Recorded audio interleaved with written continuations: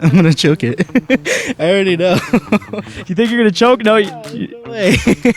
What is up, everybody? We are back with another episode of Street Smart with Rashid. I am your host, Rashid Kareem Shatti. In honor of Sir Elton John's final tour, we are asking the students of Cal State LA questions related to the great Sir Elton John.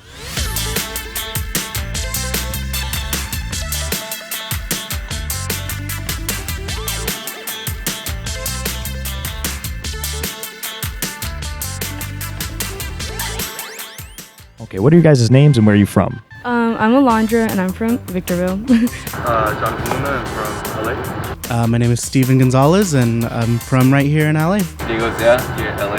Hi, I'm Naomi. I'm from California. What is Elton John's birth name? Is it A, Raphael Bottom, B, Reginald Dwight, or C, Marlon Bishop? A or C, I think. Okay. I don't know. You're A and I'm C? Well, do we have to choose? I know. Yeah, One yeah, rock, yeah. paper, scissors, right? Oh, okay. Okay. Rock, paper, scissors. Okay. Okay. Wait, C. I'm gonna go with B. Yeah, sure, I'll go with C. That is correct. It is actually B. Right. What's that all? Weird name. With that Dwight in it. I didn't think there was anyone named Dwight in the world. John picked the name as an homage to two other members of one of his early bands, Elton Dead and Long John Baldry. He changed his name because he didn't like being Reggie. I was watching Rocket Man and I never finished it. Okay, number 2. Which celebrity was the original version of Candle in the Wind written for? A, Marilyn Monroe, B, Janis Joplin, or C, Princess Diana? I'm still gonna go with Princess Diana. Okay. Okay. Wait, we'll he's go. British, right? Yeah, he's definitely British. Yeah. Is he? Princess I don't Diana. A? Marilyn Monroe. You're 2 for 2, man.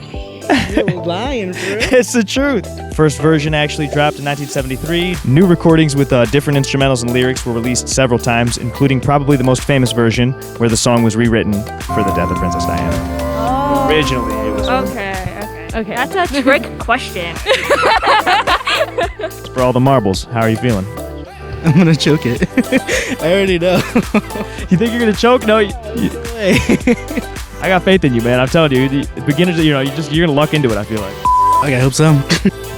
All right, our final question is a health question sponsored by Dherbs. Elton John is known for his glasses, which he's worn in all styles since he was 13. For a long time, he needed them to see and not just look cool. What finally made him opt to get laser eye surgery? Was it A, losing glasses constantly, B, technology got safe enough, or C, he was annoyed at increasingly bad vision? C, yeah. What was the first option again? Losing glasses constantly. I'm gonna go with C. I'm gonna choose A. It was A. Damn. John, I'm a glasses person. I should have known that. you can relate. You can relate to the struggle? Yeah. As 2 glasses wearers, your experience paid off. That is correct. We got one right. We got one right. You know what? We got one right. And I'm proud of Pulling for you. I'm glad you got one. That one. Yes. I'll give us that one. You ready for this? John had over he's lost over 20,000 pairs of glasses 1,000? over the course of his career. So now you see why, Oh my god. You know what? That's I would so go for much. laser eye surgery if I lost 20,000 glasses. And he got tired of constantly losing them, which is why he decided to get LASIK. He does still wear glasses with plain glass for performances. I'm Alondra. I'm Naomi. And we played Street Smart by the challenge by Dherbs. Hi, my name is Jonathan Luna. I'm from LA, and thank you for playing the Street Smart Challenge. Hi, my name is Steven Gonzalez, and I just played the Street Smart Challenge. Thank you so much to Dherbs. All right, guys, that wraps up another episode of Street Smart with Rashid. Thank you all so much for watching. Please like, subscribe, leave a comment, and tune in again next week for another episode.